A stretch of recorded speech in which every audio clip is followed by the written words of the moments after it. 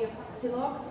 Congratulations to the winner, 873, and this is Donis Dick Turkling, property of John and Jackie Kirk of the Donisted.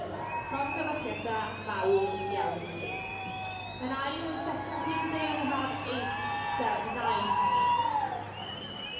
And this is Shane Rogers with Bodanis Kaino. In third we have 871. Ma' na chwibani, ma' na weiddi, a ma' na gymeradwyo wedi bod. Wrth i ni ddeall, yn ennill pencampwriaeth y Rhanfrid Cymreig, Llanwarne Miss Candy.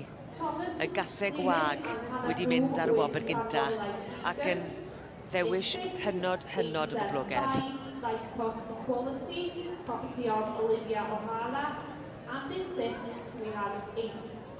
Ac mae'r dosbarth yma, yr adran yma, wedi bod yn un diddorol iawn drwy gydol y dydd yn dod ar olwg ffres wahanol na unwaith eto.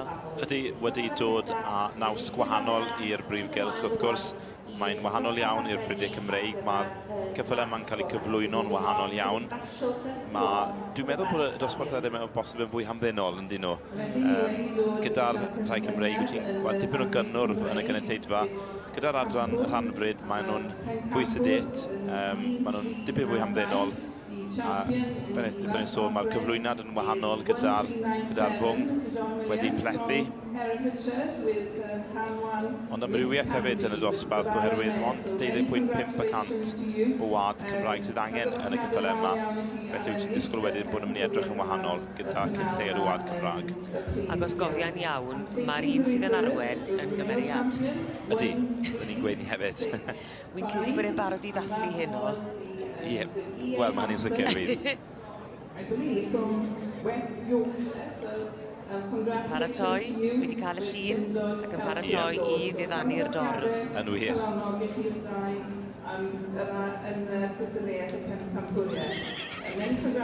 Dyma pam i chi'n dod i'r sioe frenhinol. Dyma pam i chi'n croesi bysedd ac yn paratoi. Mae'n sicr yn lafu'r cariad, a pan i chi'n dod i'r brig, mae'n golygu cyment.